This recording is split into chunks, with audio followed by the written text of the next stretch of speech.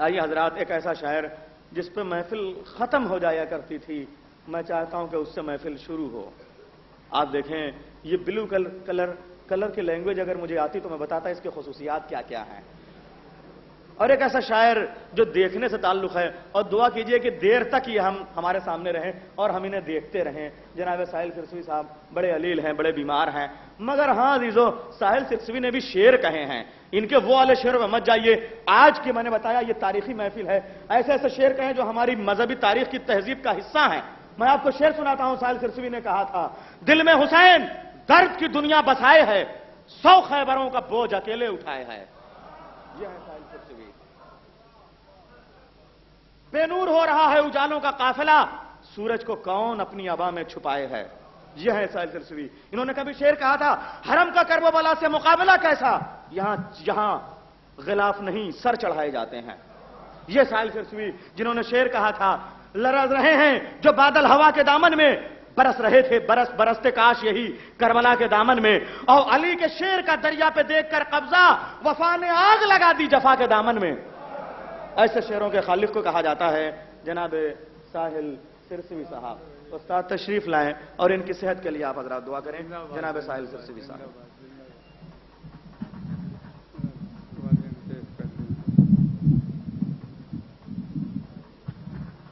ایک درود پڑھیں تمام حضرات۔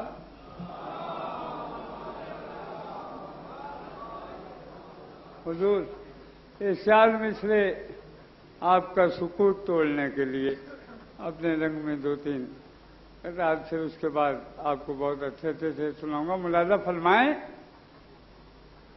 کہ کمینے لوگوں کی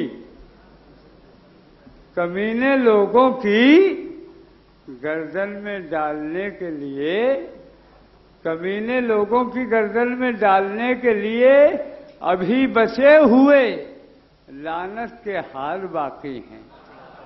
کمینے لوگوں کی گردن میں ڈالنے کے لیے ابھی بچے ہوئے لعنت کے ہار باقی ہیں، اور ہمارا ان سے کبھی فیصلہ نہیں ہوگا۔ یزید مر گیا کچھ رشتے دار باقی ہیں، ہمارا ان سے کبھی فیصلہ نہیں ہوگا، ہمارا ان سے کبھی فیصلہ نہیں ہوگا۔ یزید مر گیا کچھ رشتے دار باقی ہیں، اور میرے علی کا زمانے میں بول بالا ہے، میرے علی کا زمانے میں بول بالا ہے۔ فلک پر ذکر ہے قرآن سے حوالہ ہے، فلک پر ذکر ہے قرآن سے حوالہ ہے، اور ہماری بزم میں وہ کس طرح سے آ جائیں، نبی نے کان پکڑ کر جنہیں نکالا ہے۔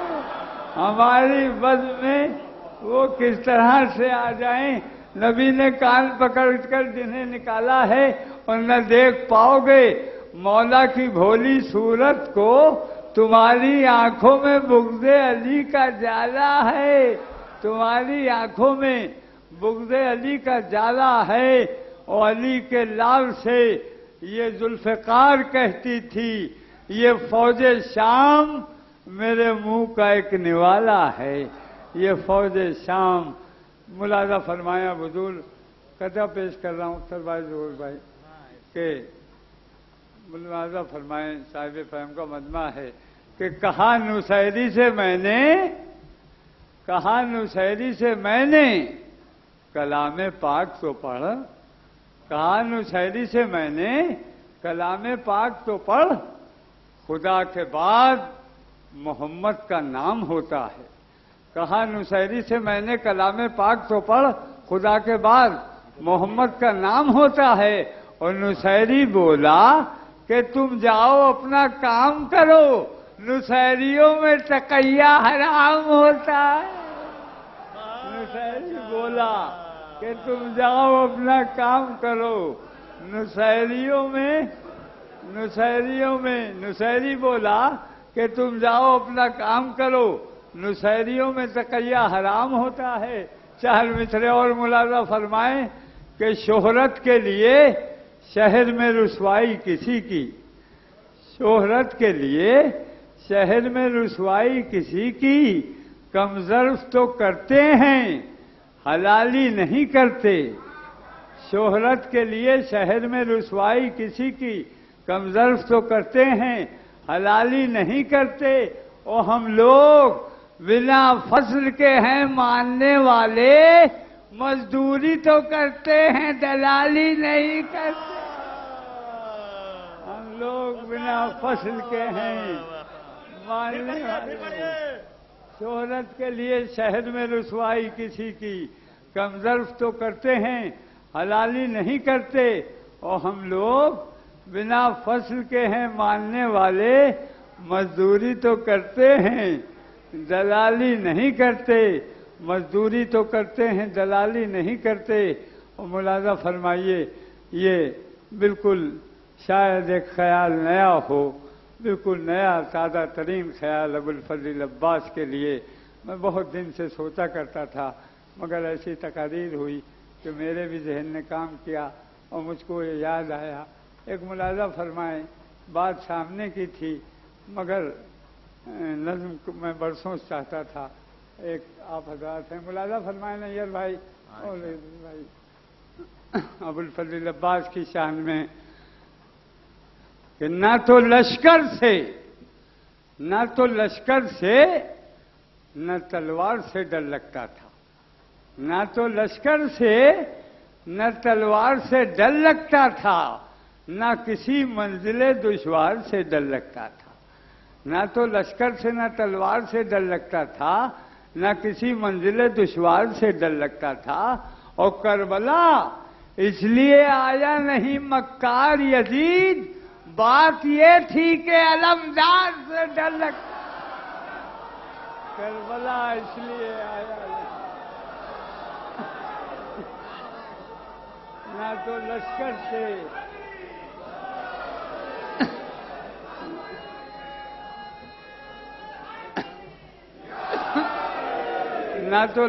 سے نہ تلوار سے ڈر لگتا تھا، نہ کسی منزل دشوار سے ڈر لگتا تھا۔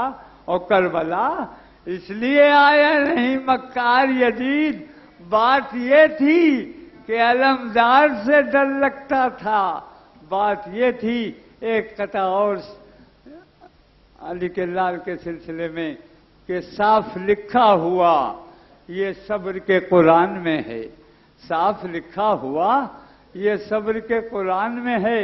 جتنی اسلام میں رونق وہی ایمان میں ہے، جتنی اسلام میں رونق وہی ایمان میں ہے۔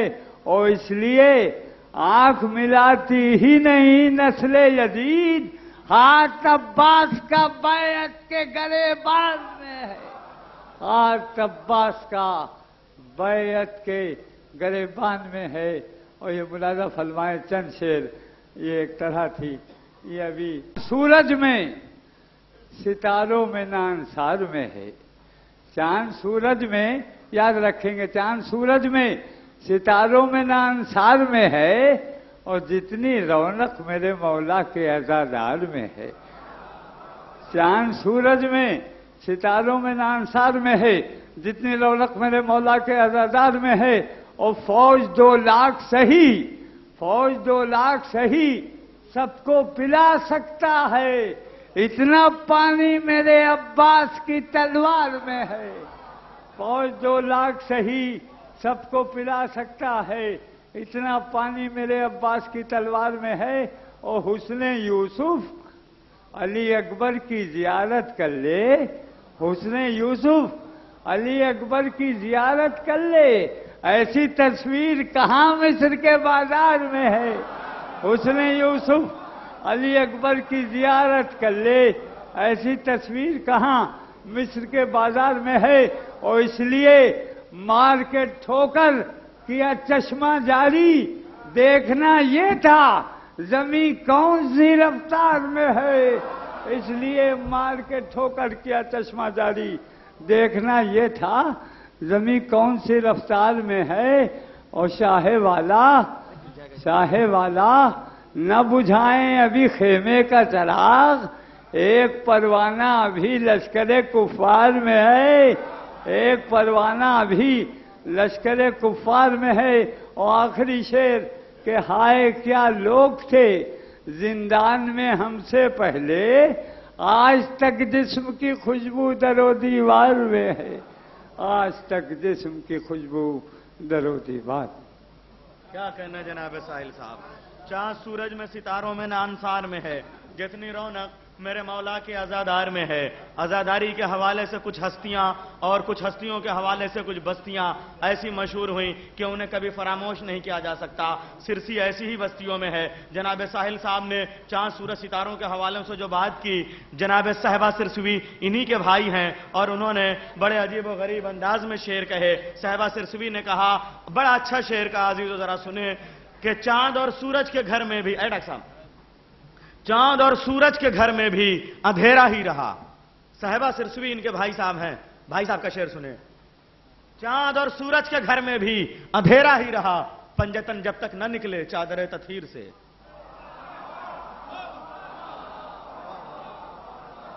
چاند اور سورج کے گھر میں بھی اندھیرا ہی رہا، پنجتن جب تک نہ نکلے چادر تطہیر سے۔